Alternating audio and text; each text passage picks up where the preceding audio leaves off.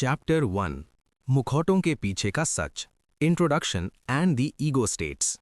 क्या आपको पता है कि इस वक्त आप जो ये वीडियो देख रहे हैं या आज सुबह आपने अपने दोस्त से जो बात की या कल ऑफिस में जो आपकी बहस हुई, वो सिर्फ बातचीत नहीं थी। असल में आप एक अनजाना खेल खेल रहे थे, एक ऐसा खेल जिसका स्क्रिप्ट आपके दिमाग ने बचपन में ही लिख दिया था। आज के इस वीडियो में हम इंसानी दिमाग की उन परतों को खोलेंगे जिन्हें दुनिया की सबसे मशहूर साइकोलॉजी बुक्स में से एक गेम्स पीपल प्ले में बताया गया है। Welcome to my channel chapter decoded. अगर आप अपनी लाइफ, अपने रिश्तों और लोगों के बर्ताव को गहराई से समझना चाहते हैं तो इस चैनल को अभी लाइक और सब्सक्राइब कर दीजिए, क्योंकि यहाँ हम किताबों के पन्नों से जिंदगी के सबक डिकोड करते हैं। सेक्शन 1, हम गेम क्यों खेलते हैं। दोस्त एरिक बर्न कहते हैं कि हम सब अपनी असलियत छुपाने के लिए और दूसरों से अटेंशन पाने के लिए जाने अनजाने में कुछ मनोवैज्ञानिक गेम्स यानी साइकोलॉजिकल गेम्स खेलते हैं। ये वो मोबाइल वाले गेम नहीं हैं, बल्कि ये वो दिमागी खेल हैं जो हमारे रिश्तों को या तो बनाते हैं या बिगाड़ देते हैं। सोचिए, कभी आपने किसी से मदद मांगी और जब उसने सलाह दी तो आपने कहा, हाँ लेकिन ये काम नहीं करेगा। असल में आप मदद नहीं मांग रहे थे, आप एक गेम खेल रहे थे। इस किताब को समझने के बाद आप लोगों के चेहरे के पीछे के असली चेहरे को पहचानना सीख जाएंगे। सेक्शन 2, ईगो स्टेट्स यानी आपके अंदर के 3 लोग। इस किताब की सबसे बड़ी सीख है ट्रांजैक्शनल एनालिसिस। बर्न कहते हैं कि हमारे अंदर हर वक्त 3 तरह के व्यक्तित्व यानी पर्सनैलिटीज काम करते हैं। इसे ध्यान से समझना, क्योंकि यही इस पूरी बुक का आधार है। पेरेंट ईगो स्टेट यानी अभिभावक अवस्था, ये हमारे माता पिता या बड़ों की कॉपी होती है। जब आप दूसरों को डांटते हैं, सलाह देते हैं या ऐसा ही होना चाहिए वाली बात करते हैं तो आप अपने पेरेंट मोड में होते हैं। ये 2 तरह के होते हैं, एक जो देखभाल करता है, नर्चरिंग, और दूसरा जो सिर्फ कमियां निकालता है, क्रिटिकल। अडल्ट ईगो स्टेट यानी वयस्क अवस्था, ये सबसे कूल स्टेट है। यहां आप भावनाओं में नहीं बहते, बल्कि लॉजिक और फैक्ट्स पर बात करते हैं। जैसे एक कंप्यूटर डेटा प्रोसेस करता है, वैसे ही आपका अडल्ट मोड बिना किसी गुस्से या पक्षपात के फैसला लेता है। चाइल्ड ईगो स्टेट यानी बालक अवस्था, इसमें आप वही महसूस करते हैं जो आपने बचपन में महसूस किया था। जब आप जिद करते हैं, रोते हैं, बहुत खुश होते हैं या क्रिएटिव होते हैं तो आप अपने चाइल्ड मोड में होते हैं। सेक्शन 3, ट्रांजैक्शंस यानी बातचीत का असली खेल। जब 2 लोग आपस में बात करते हैं तो उनके इन तीनों स्टेट्स के बीच लेन देन होता है। अगर मेरा अडल्ट आपके अडल्ट से बात कर रहा है, जैसे आज मौसम कैसा है, आज धूप है, तो बातचीत सही चलेगी। लेकिन पंगा तब होता है जब मेरा अडल्ट बात करे और आपका चाइल्ड जवाब दे। यहीं से गेम्स की शुरुआत होती है। हम अक्सर सीधे तरीके से बात करने के बजाय टेढ़े तरीके अपनाते हैं ताकि हमें वो मिल सके जिसे एरिक बर्न कहते हैं स्ट्रोक्स। स्ट्रोक्स का मतलब है पहचान या अटेंशन। जैसे एक छोटे बच्चे को रोने पर अटेंशन मिलती है, वैसे ही बड़े होने पर हम गेम्स खेलकर वो अटेंशन बटोरते हैं। सेक्शन 4, इस चैप्टर का सार और मोटिवेशन। तो दोस्तों, आज का सबक ये है कि अगली बार जब आप किसी से बात करें तो खुद से पूछें, इस वक्त मेरे अंदर का कौन सा हिस्सा बात कर रहा है। क्या मैं एक मैच्योर अडल्ट की तरह बात कर रहा हूं या मैं अपने बचपन के किसी डर या गुस्से को चाइल्ड मोड में दिखा रहा हूं। ये बुक सिर्फ थ्योरी नहीं है, ये एक आईना है। खुद को पहचानना ही बदलाव की पहली सीढ़ी है। अगर आप खुद को कंट्रोल करना सीख गए तो दुनिया का कोई भी इंसान आपको नीचा नहीं दिखा पाएगा। ये तो बस शुरुआत थी, अभी तो हमने सिर्फ बिसात बिछाई है। अगले चैप्टर में हम जानेंगे उन खास खतरनाक गेम्स के बारे में जो हम अपनी डेली लाइफ में खेलते हैं और क्यों कुछ लोग हमेशा दुखी रहने का नाटक करते हैं। चैप्टर 2, खेल की शुरुआत और जिंदगी के बड़े दाव, life games and the pay of. दोस्तों, पिछले चैप्टर में हमने जाना कि हमारे अंदर 3 ईगो स्टेट्स होते हैं, पेरेंट, अडल्ट और चाइल्ड। आज हम बात करेंगे कि आखिर एक साधारण बातचीत गेम कब बन जाती है। एरिक बर्न कहते हैं कि एक गेम वो बातचीत है जो बाहर से तो बड़ी सीधी दिखती है, लेकिन उसके पीछे एक छिपा हुआ मकसद, हिडन मोटिव होता है। और सबसे चौंकाने वाली बात, इस गेम के आखिर में हमेशा एक बैड फीलिंग यानी बुरा एहसास मिलता है, जिसे बर्न पे ऑफ कहते हैं। सेक्शन 1, गेम और साधारण बातचीत में फ़र्क क्या है। शायद आप सोच रहे होंगे, भाई क्या हर बात एक गेम है? नहीं। मान लीजिए आप पूछते हैं, चाबी कहाँ है, और सामने वाला कहता है, मेज़ पर है। ये एक सीधा अडल्ट टू अडल्ट ट्रांजैक्शन है, इसमें कोई गेम नहीं है। लेकिन गेम तब शुरू होता है जब बातों में दोहरी परत आ जाती है, ऊपर से कुछ और अंदर से कुछ और। जैसे एक पत्नी अपने पति से कहे, तुम तो कभी मेरी सुनते ही नहीं, और पति कहे, मैं तो हमेशा सुनता हूँ। अब यहाँ शब्दों के पीछे एक शिकायत है, एक गुस्सा है और एक मकसद है, सामने वाले को अपराधी यानी गिल्टी महसूस कराना। सेक्शन 2, जिंदगी का सबसे बड़ा गेम, अल्कोहलिक यानी शराबी। ध्यान से सुनिए, ये सिर्फ शराब के बारे में नहीं है, ये किसी भी बुरी लत या बार बार होने वाली गलती के बारे में है। इस गेम में मुख्य खिलाड़ी शराबी होता है, लेकिन उसे इस गेम को पूरा करने के लिए कुछ और किरदारों की ज़रूरत होती है।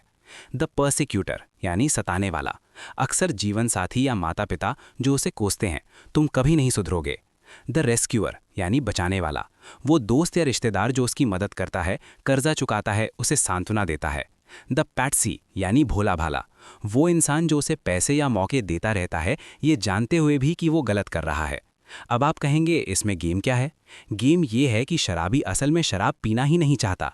उसका असली मकसद शराब पीना नहीं, बल्कि उसके बाद मिलने वाला पे ऑफ है, यानी वो सुबह की माफ़ी, वो लोगों का उस पर ध्यान देना और फिर से वही ड्रामा दोहराना।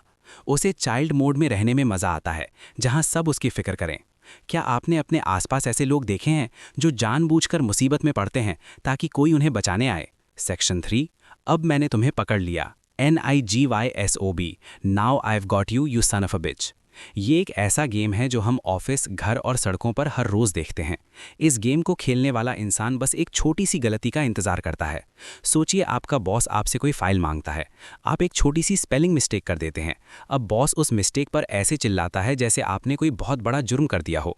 असल में उसे उस गलती से फ़र्क नहीं पड़ता, वो तो बस उस मौके की तलाश में था जहां वो अपना सारा जमा किया हुआ गुस्सा आप पर निकाल सके और खुद को सुपीरियर महसूस कर सके।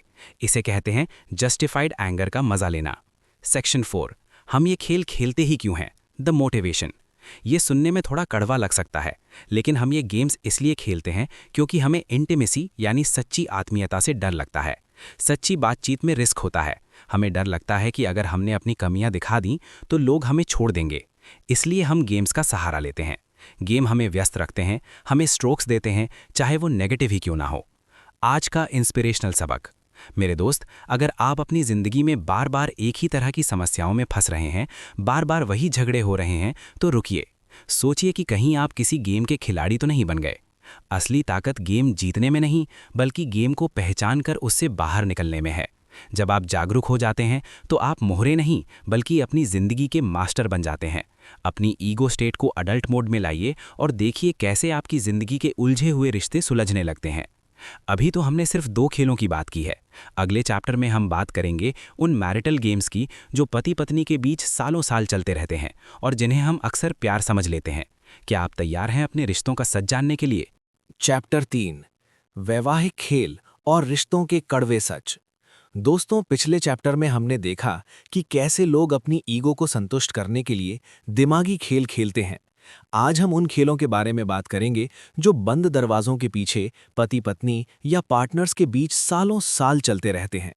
अक्सर हम इन्हें प्यार की तकरार कहकर टाल देते हैं, लेकिन एरिक बर्न कहते हैं कि ये वो गहरे मनोवैज्ञानिक खेल हैं जो किसी भी रिश्ते की नींव को खोखला कर सकते हैं। सेक्शन 1, अगर तुम न होते, if it weren't for you, IFWY। ये इस किताब का सबसे मशहूर और सबसे ज्यादा खेला जाने वाला मैरिटल गेम है। इस गेम को ध्यान से समझना, क्योंकि शायद आप भी इसे खेल रहे हो। कल्पना कीजिए एक ऐसी पत्नी की जो हमेशा शिकायत करती है कि उसका पति बहुत सख्त है, उसे बाहर नहीं जाने देता, उसे करियर नहीं बनाने देता। वो सहेलियों से कहती है, अगर मेरा पति ऐसा ना होता तो आज मैं न जाने कहाँ होती। लेकिन यहाँ एक ट्विस्ट है। बर्न कहते हैं कि असल में वो महिला खुद ही बाहर जाने से या करियर बनाने से डरती है। उसने एक सख्त पति को इसलिए चुना ताकि उसे अपनी नाकामयाबी के लिए एक बहाना मिल सके। अगर पति कल को उसे पूरी आज़ादी दे दे तो वो घबरा जाएगी, क्योंकि अब उसके पास बहाना बनाने के लिए कोई नहीं होगा। सीख, हम अक्सर अपने पार्टनर को अपनी कमियों का बलि का बकरा बनाते हैं ताकि हमें खुद का सामना न करना पड़े। क्या आप भी अपनी किसी असफलता का ठीकरा दूसरों पर फोड़ रहे हैं? सेक्शन 2, देखो मैंने कितनी कोशिश की, look how hard I have tried, LHTI। ये गेम उन रिश्तों में होता है जो टूटने की कगार पर हैं। यहाँ एक पार्टनर, मान लेते हैं पति, दिल से रिश्ता सुधारना नहीं चाहता, लेकिन वो दुनिया को और खुद को बेगुनाह साबित करना चाहता है। वो क्या करेगा? वो दिखावे के लिए मैरिज काउंसलर के पास जाएगा, तोहफे लाएगा या कुछ दिन बहुत अच्छा व्यवहार करेगा, लेकिन फिर जानबूझकर कुछ ऐसा करेगा जिससे झगड़ा हो जाए। उसका मकसद क्या है? उसका मकसद है ये कहना, देखो मैंने तो अपनी तरफ से पूरी कोशिश की, लेकिन ये रिश्ता ही नहीं चल सकता। ये गेम उसे एक शहीद यानी मार्टर जैसा महसूस कराता है और वो बिना किसी गिल्ट के रिश्ते से बाहर निकल जाता है। सेक्शन 3, स्वीट हार्ट यानी मीठी छुरी वाला खेल। क्या आपने कभी किसी कपल को देखा है जो दूसरों के सामने एक दूसरे की बहुत बुराई करते हैं, लेकिन बात को एक प्यार भरे शब्द से खत्म कर देते हैं? जैसे, मेरी पत्नी को तो पैसों का हिसाब ही नहीं पता, सारा बजट बिगाड़ देती है ना स्वीट हार्ट? ऊपर से तो ये बड़ा प्यारा लगता है, लेकिन अंदर ही अंदर ये एक पेरेंट टू चाइल्ड अमला है।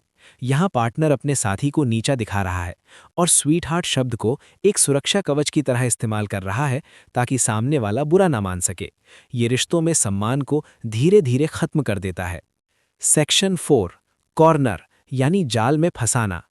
ये गेम तब होता है जब एक पार्टनर दूसरे को ऐसी स्थिति में खड़ा कर देता है जहां वो जो भी करे गलत ही साबित होगा।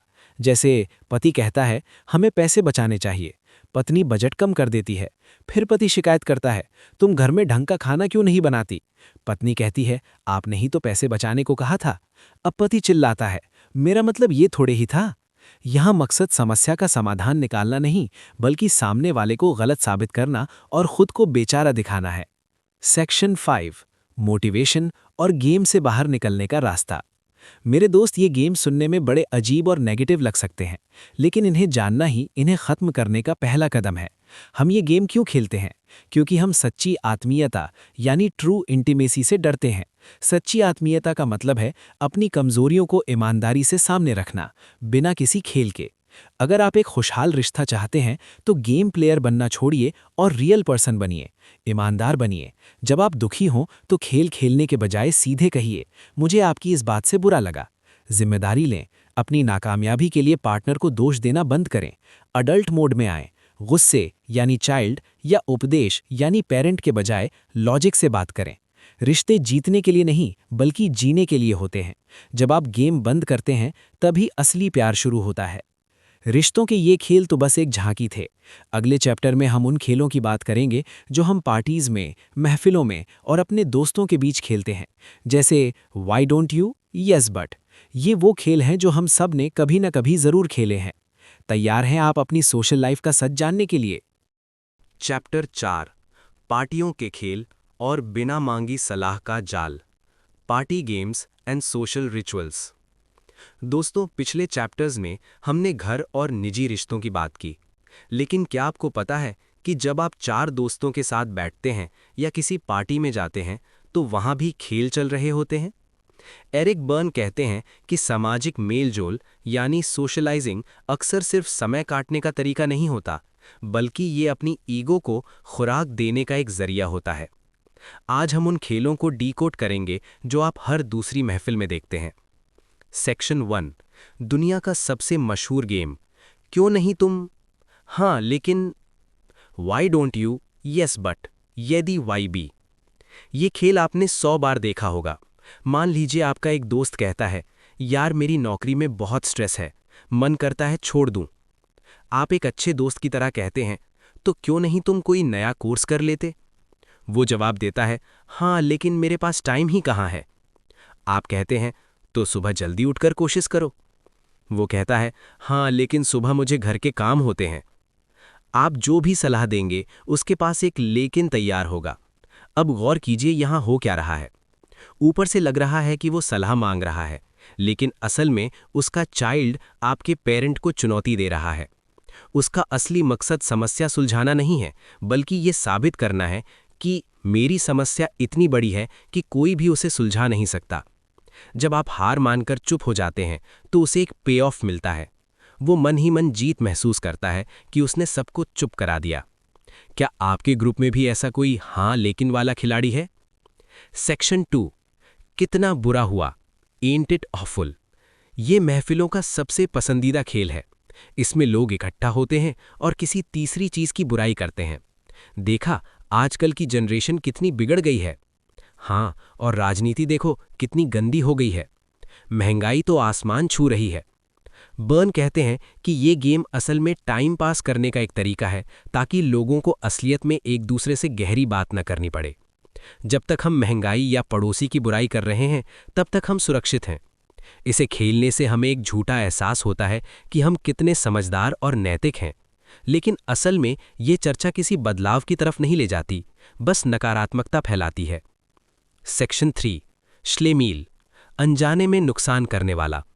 क्या आपका कोई ऐसा दोस्त है जो हमेशा आपकी कोई चीज़ तोड़ देता है, या आपके कपड़ों पर कोल्ड ड्रिंक गिरा देता है और फिर बड़े मासूम चेहरे से कहता है, ओह आई एम सो सॉरी, मुझसे गलती हो गई, और आप मजबूरी में कहते हैं, कोई बात नहीं भाई, चलता है। बर्न इसे श्लेमील कहते हैं। यहाँ गेम ये है कि वो इंसान जानबूझकर यानी अनजाने में गंदगी या गड़बड़ करता है, ताकि उसे आपसे माफ़ी मिल सके। उसका चाइल्ड आपके पेरेंट्स से माफ़ी मांगकर एक अजीब सी खुशी महसूस करता है। वो गड़बड़ करता है, आप माफ़ करते हैं, और ये चक्र चलता रहता है। उसे माफ़ किए जाने की आदत हो जाती है। सेक्शन 4, मेरा वाला तुम्हारे वाले से बेहतर है। ये ईगो का सबसे सीधा खेल है। मेरे पास जो फ़ोन है उसका कैमरा बेस्ट है। अरे ये क्या, मेरा वाला तो अंधेरे में भी फ़ोटो खींच लेता है। ये खेल बचपन के मेरे पापा तेरे पापा से ज़्यादा ताकतवर हैं का ही एक बढ़ा हुआ रूप है। लोग अपनी चीज़ों, अपनी उपलब्धियों या अपने दुखों को भी बढ़ा चढ़ाकर बताते हैं, ताकि वे सुपीरियर दिख सकें। मोटिवेशन, सोशल मास्टर कैसे बने। मेरे भाई, इन खेलों को समझने का मतलब दूसरों से नफरत करना नहीं है, बल्कि खुद को समझदार बनाना है। जब आप हाँ लेकिन वाले गेम को पहचान लेते हैं, तो आप सलाह देना बंद कर देते हैं। आप बस इतना कहते हैं, ये तो वाकई एक मुश्किल समस्या है, तुम इसे कैसे सुलझाओगे। जैसे ही आप ये कहते हैं, आप उस गेम को तोड़ देते हैं। अब सामने वाले को अडल्ट मोड में आकर खुद सोचना पड़ेगा। आज का सबक, महफिलों में खिलाड़ी मत बनिए, ऑब्जर्वर बनिए। जब आप लोगों के इन छोटे छोटे दिमागी खेलों को समझ जाते हैं, तो आपको गुस्सा नहीं आता, बल्कि हंसी आती है। आप शांत रह पाते हैं, क्योंकि आपको पता है कि सामने वाला सिर्फ स्ट्रोक्स ढूंढ रहा है। सच्ची बातचीत वो है जहां ना कोई जीतता है, ना कोई हारता है, बस विचार साझा होते हैं। अपनी सोशल लाइफ में अडल्ट मोड को एक्टिव रखें और फालतू के ड्रामे से खुद को बचाएं। दोस्तों, सोशल गेम्स तो मनोरंजन की तरह है, लेकिन अगले चैप्टर में हम उन खेलों की बात करेंगे जो थोड़े डार्क और खतरनाक हैं। अंडरवर्ल्ड गेम्स और अपराध की मनोवैज्ञानिक जड़ें। क्या आप तैयार हैं इंसानी दिमाग के उस अंधेरे कोने में जाने के लिए? चैप्टर 5, अंडरवर्ल्ड के खेल और खुद को तबाह करने वाली आदतें। Underworld games and the dark side. दोस्तों, पिछले चैप्टर्स में हमने जो खेल देखे, वे ज़्यादातर हमारे रोज़मर्रा के रिश्तों और सोशल लाइफ से जुड़े थे, लेकिन आज हम अंडरवर्ल्ड गेम्स की बात करेंगे। यहाँ अंडरवर्ल्ड का मतलब सिर्फ दाऊद इब्राहिम वाले गैंगस्टर नहीं है, बल्कि हमारे दिमाग के वो गहरे और अंधेरे कोने हैं जहाँ हम खुद को या दूसरों को बहुत बड़ा नुकसान पहुँचाते हैं। ये खेल खतरनाक होते हैं क्योंकि इनका अंत अक्सर जेल, अस्पताल या गहरी मानसिक तबाही में होता है। सेक्शन 1, चोर पुलिस, कॉप्स एंड रॉबर्स। आपने अक्सर खबरों में देखा होगा कि कुछ अपराधी ऐसी बेवकूफ़ी भरी गलती कर देते हैं कि पुलिस उन्हें आसानी से पकड़ लेती है। हमें लगता है कि वो बेवकूफ़ थे, लेकिन एरिक बर्न कहते हैं कि वो एक गेम खेल रहे थे। इस गेम में अपराधी का असली मकसद पैसा चुराना नहीं, बल्कि पकड़े जाने का डर और पुलिस के साथ वो लुका छिपी का रोमांच महसूस करना है। उसका चाइल्ड ईगो स्टेट चाहता है कि कोई पेरेंट पुलिस आए और उसे पकड़कर सज़ा दे। उसे लगता है कि वो दुनिया को अपनी उंगलियों पर नचा रहा है, लेकिन असल में वो अपनी ही बर्बादी का गेम खेल रहा होता है। सीख, क्या आप भी अपनी लाइफ में ऐसी गलतियां बार बार करते हैं जिससे आपको दूसरों से डांट पड़े या आप मुसीबत में फंस जाएं? अगर हाँ, तो सावधान हो जाइए, आप चोर पुलिस के अपने वर्जन में फंसे हुए हैं। सेक्शन 2, काठ की टांग, वुडन लेग, सबसे खतरनाक बहाना। ये एक ऐसा गेम है जो शायद हम में से बहुत से लोग अनजाने में खेलते हैं। इस गेम का नाम काठ की टांग इसलिए पड़ा क्योंकि ये एक बहाने की तरह काम करता है। इमेजिन कीजिए एक आदमी जिसके पास लकड़ी की टांग है और वो कहता है, आप मुझसे ये उम्मीद कैसे कर सकते हैं कि मैं दौड़ सकूं? मेरी तो टांग ही नकली है। जिंदगी में हम इसे ऐसे खेलते हैं। मैं सफल कैसे हो सकता हूँ? मेरा बचपन बहुत गरीबी में बीता है। मैं गुस्सा क्यों ना करूं? मेरे पिताजी भी ऐसे ही थे। मैं पढ़ाई नहीं कर सकता क्योंकि मुझे डिप्रेशन है। बर्न कहते हैं कि लोग अपनी किसी कमी, बीमारी या अतीत के किसी दुख को काठ की टांग बना लेते हैं ताकि उन्हें जिंदगी की चुनौतियों का सामना न करना पड़े। वो इस गेम का इस्तेमाल अपनी नाकामयाबी को सही ठहराने के लिए करते हैं। वो चाहते हैं कि दुनिया उनसे कोई उम्मीद न रखे। सेक्शन 3, चलो उसे और उसे लड़वाते हैं। Let's you and him fight. LYAF। ये गेम अक्सर ऑफिस या बड़े परिवारों में खेला जाता है। यहाँ एक तीसरा इंसान होता है जो दो लोगों के बीच आग लगाता है। पता है वो तुम्हारे बारे में क्या कह रहा था? वो खुद लड़ाई में शामिल नहीं होता, बल्कि दूर बैठकर तमाशा देखता है। उसका पे ऑफ क्या है? दूसरों को लड़ते देख उसे शक्ति यानी पावर का एहसास होता है। उसे लगता है कि वो सबको कंट्रोल कर रहा है। ऐसे लोग बहुत जहरीले होते हैं, टॉक्सिक होते हैं और दूसरों की शांति भंग करके अपनी ईगो को शांत करते हैं। सेक्शन 4, मुझ पर हमला करो, किक मी। क्या आप किसी ऐसे इंसान को जानते हैं जो हमेशा ऐसी बातें कहता है या ऐसे काम करता है कि लोग उसे अंत में बुरा भला कहने लगते हैं? वो जानबूझकर लोगों की ईगो को ठेस पहुंचाएगा, ऑफिस लेट जाएगा या अपनी पार्टनर से बदतमीजी करेगा। जब सामने वाला तंग आकर उसे डांटता है या छोड़ देता है तो वो विक्टिम कार्ड खेलता है। देखो, मेरे साथ ही हमेशा ऐसा क्यों होता है, कोई मुझे प्यार नहीं करता। असल में वो खुद लोगों को उसे किक मारने के लिए उकसाता है ताकि वो अपनी उस पुरानी भावना को महसूस कर सके कि दुनिया बुरी है और मैं बेचारा हूं। सेक्शन 5, मोटिवेशन, इस अंधेरे से बाहर कैसे निकले। मेरे दोस्त, चैप्टर 5 थोड़ा भारी लग सकता है, लेकिन इसका मकसद आपको डराना नहीं बल्कि आपको आज़ाद करना है।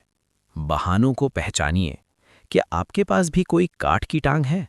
क्या आप भी अपने अतीत को अपनी आज की कामयाबी के बीच मिला रहे हैं? याद रखिए, आपका अतीत आपकी कमजोरी नहीं, आपकी ताकत होना चाहिए। बहाना बनाना बंद कीजिए, क्योंकि गेम खेलने से सिर्फ वक्त कटता है, जिंदगी नहीं बदलती। जिम्मेदारी लीजिए। जब आप अपनी गलतियों की जिम्मेदारी लेना शुरू करते हैं तो चोर पुलिस या किकमी जैसे गेम्स खत्म हो जाते हैं। जागरूकता, अगर कोई आपको दूसरों के खिलाफ भड़का रहा है तो रुकिए। देखिए कि कहीं वो आपको अपने गेम का मोहरा तो नहीं बना रहा। इंसानी दिमाग बहुत शक्तिशाली है, ये चाहे तो नर्क बना ले और चाहे तो स्वर्ग। अगर आप इन डार्क गेम्स को पहचान लेते हैं तो आप अपनी ऊर्जा को बर्बादी से हटाकर निर्माण की ओर लगा सकते हैं। आप विक्टिम नहीं, विक्टर बनने के लिए पैदा हुए हैं। अब हम इस सफर के आखिरी पड़ाव पर पहुंचने वाले हैं। अगले और आखिरी चैप्टर में हम बात करेंगे कि इन सब गेम्स से आज़ाद कैसे होना है। एरिक बर्न ने गेम फ्री लिविंग का क्या तरीका बताया है, कैसे हम एक ऑथेंटिक और सच्ची जिंदगी जी सकते हैं। क्या आप इस मास्टर क्लास के आखिरी हिस्से के लिए तैयार हैं? चैप्टर 6, खेल से आज़ादी और सच्ची जीत, beyond games and the path to autonomy. मेरे दोस्तों, पिछले 5 चैप्टर्स में हमने इंसानी दिमाग की उन चालाकियों और मुखौटों को देखा जो हम सब ने ओढ़े हुए हैं।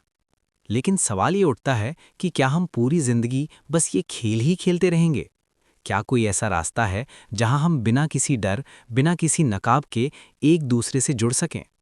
एरिक बर्न कहते हैं, हाँ बिल्कुल है, और उस रास्ते का नाम है ऑटोनॉमी, स्वायत्तता। आज के इस आखिरी चैप्टर में हम जानेंगे कि कैसे आप इन मनोवैज्ञानिक भेड़ियों को तोड़कर एक आज़ाद और सच्ची जिंदगी जी सकते हैं। सेक्शन 1, स्वायत्तता, ऑटोनॉमी के 3 स्तंभ। अगर आप चाहते हैं कि कोई आपको मैनिपुलेट ना कर सके तो आपको अपने अंदर 3 खूबियां जगानी होंगी। जागरूकता, अवेयरनेस। इसका मतलब है चीज़ों को वैसे ही देखना जैसे वो हैं, ना कि वैसे जैसा आपको देखना सिखाया गया है। एक बच्चा जब पहली बार बारिश को देखता है तो वो बस उस एहसास को जीता है, लेकिन एक गेम प्लेयर सोचता है कि अरे कीचड़ हो जाएगा या आज ऑफिस जाने में देर होगी। जागरूक होने का मतलब है यहाँ और अभी में जीना। सहजता, स्पॉन्टेनिटी। खेल खेलने वाला इंसान हमेशा फिक्स्ड होता है, उसे पता है कि उसे कब गुस्सा करना है और कब रोना है। लेकिन एक आज़ाद इंसान सहज होता है, वो अपनी भावनाओं को चुनने के लिए स्वतंत्र है। वो अपने अतीत के चाइल्ड या पेरेंट प्रोग्रामिंग के हिसाब से नहीं, बल्कि वर्तमान की ज़रूरत के हिसाब से रिएक्ट करता है। आत्मीयता, इंटीमेसी। ये सबसे मुश्किल और सबसे खूबसूरत चीज़ है। आत्मीयता का मतलब है बिना किसी खेल के अपनी पूरी ईमानदारी और कमज़ोरी के साथ दूसरे इंसान से जुड़ना। जब आप डर और लालच को छोड़कर किसी से बात करते हैं तो वो इंटीमेसी होती है। सेक्शन 2, अपनी लाइफ स्क्रिप्ट को दोबारा कैसे लिखें। बर्न कहते हैं कि हमारे बचपन में ही हमारे माता पिता और माहौल ने हमारी एक स्क्रिप्ट लिख दी होती है, जैसे तुम कभी सफल नहीं होगे या तुम्हें हमेशा दूसरों की सेवा करनी है। हम बड़े होकर अनजाने में उसी स्क्रिप्ट को सच करने के लिए गेम्स खेलते हैं। लेकिन आज इसी वक्त आपके पास अपनी उस स्क्रिप्ट को फाड़ने की ताकत है। आप अपनी कहानी के लेखक खुद हैं। अगर आपकी पुरानी स्क्रिप्ट आपको बेचारा बनाती है तो उसे बदल डालिए। अपने अडल्ट ईगो स्टेट को ड्राइवर की सीट पर बिठाएं। जब भी आप किसी पुराने झगड़े या पुराने पैटर्न में फंसें तो खुद से पूछें, क्या ये मैं बोल रहा हूं या मेरे अंदर बैठा वो डरा हुआ बच्चा। सेक्शन 3, गेम फ्री लाइफ के फायदे। जब आप खेल खेलना बंद कर देते हैं तो शुरुआत में आपको थोड़ा अकेलापन लग सकता है। क्यों? क्योंकि अब आपके पास वो नेगेटिव अटेंशन नहीं है। लेकिन धीरे धीरे आपकी जिंदगी में क्वालिटी लोग आने लगेंगे। आपके रिश्ते असली होंगे, बोझ नहीं। आपका काम आपकी खुशी होगा, मजबूरी नहीं। आपका मानसिक तनाव खत्म हो जाएगा क्योंकि आपको अब कोई मुखौटा नहीं संभालना है। सेक्शन 4, एक विजेता की पहचान। एरिक बर्न के अनुसार एक विजेता वो नहीं है जो दूसरों को हराता है, बल्कि विजेता वो है जो खुद पर जीत हासिल करता है, जो जानता है कि कब उसे अपने अंदर के बच्चे को प्यार देना है, कब अपने अंदर के अभिभावक की सीख माननी है और कब अपने वयस्क दिमाग से फैसले लेने हैं। फाइनल मोटिवेशन और निष्कर्ष। मेरे दोस्त, गेम्स पीपल प्ले सिर्फ एक किताब नहीं है, ये एक आईना है। आज हमने देखा कि हम कैसे कैसे खेल खेलते हैं, चाहे वो रिश्तों में हो, समाज में हो या हमारे अपने अंधेरे कोनों में। लेकिन याद रखिए, आप कोई मोहरे नहीं हैं, आप इस खेल के मालिक हैं। जिंदगी बहुत छोटी है उन खेलों को खेलने के लिए जो हमें अंत में सिर्फ दुख देते हैं। नकाब उतारिए, खुलकर सांस लीजिए और लोगों से वैसे मिलिए जैसे आप वाकई हैं। सच्ची ताकत परफेक्ट दिखने में नहीं, बल्कि असली दिखने में है। आज का टास्क, अगले 24 घंटों में अपनी किसी एक बातचीत को गौर से देखें। क्या आप अडल्ट मोड में थे या आपने कोई गेम खेला? इसे कमेंट में ज़रूर शेयर करें, क्योंकि जब हम अपनी कमियों को स्वीकार करते हैं तभी हम उनसे ऊपर उठते हैं। तो दोस्तों, ये थी एरिक बर्न की मास्टरपीस गेम्स पीपल प्ले की पूरी समरी। मुझे उम्मीद है कि इन 6 चैप्टर्स ने आपकी सोच को एक नई दिशा दी होगी। अगर आपको ये सीरीज़ पसंद आई और आप चाहते हैं कि मैं ऐसी ही और भी लाइफ चेंजिंग बुक्स को डिकोड करूं, तो चैप्टर डिकोडेड को अपना प्यार दें, लाइक करें, सब्सक्राइब करें और उन दोस्तों के साथ इसे ज़रूर शेयर करें जो अपनी लाइफ के गेम्स में उलझे हुए हैं। मैं आपसे मिलूंगा अगली एक और बेहतरीन किताब के साथ। तब तक के लिए गेम खेलना छोड़िए और ज़िंदगी जीना शुरू कीजिए। जय हिंद।